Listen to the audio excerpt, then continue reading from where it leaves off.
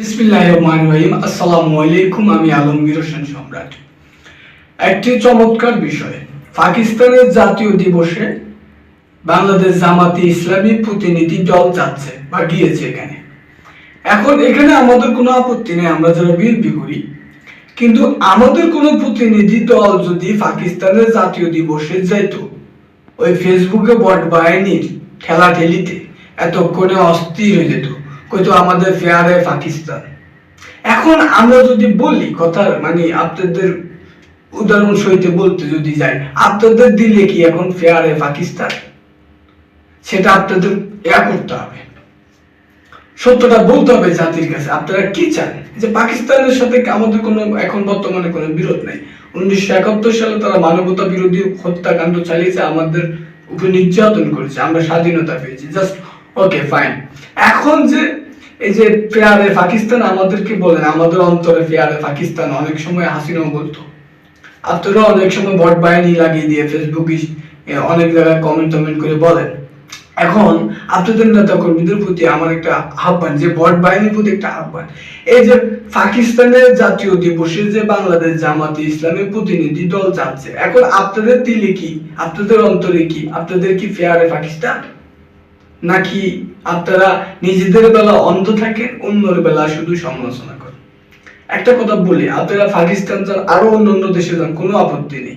সুন্দর রাজনীতিতে, সুন্দর দ্বারা রাজনীতিতে সকলেরই অধিকার আছে, সকল দেশের সাথে কথা বলা, সকল দেশের প্রোগ্রামে ইনভাইট করলে যাওয়া, কিন্তু এটাকে বিশ্রীভাবে সমালোচনা করা সবচেয়ে নিম্ন মনের কাজ। আর নিম্ন মনের মানুষগুলা সমাজের সবচেয়ে দূষিত মানুষ।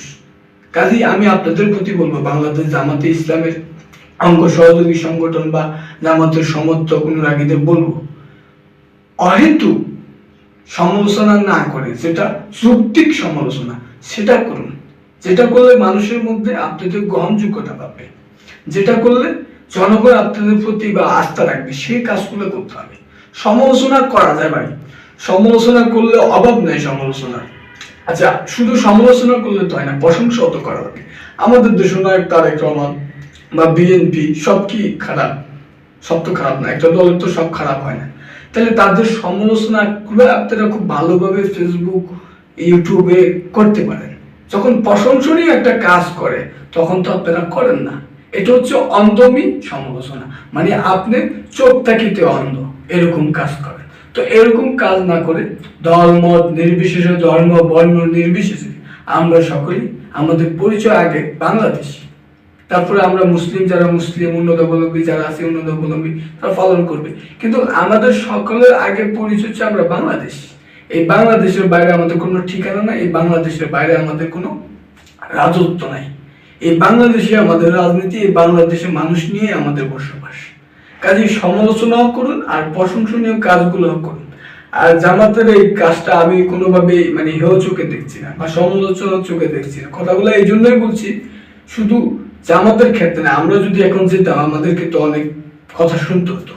যাই হোক, জামাতের নেতা কর্মী বা শিবির আরো যারা সংগঠনগুলো আছে তাদের প্রতি আমরা বিনয়ের সাথে বলতে চাই, আপনারা পাকিস্তান যান বা দিল্লি যান, যেখানে যান যান, আমাদের কোনো আপত্তি নেই, কিন্তু সমালোচনা একঘেয়েমি চোখ বন্ধ করে সমালোচনা করিয়েন না, চোখটা খোলা রেখে সমালোচনা করুন।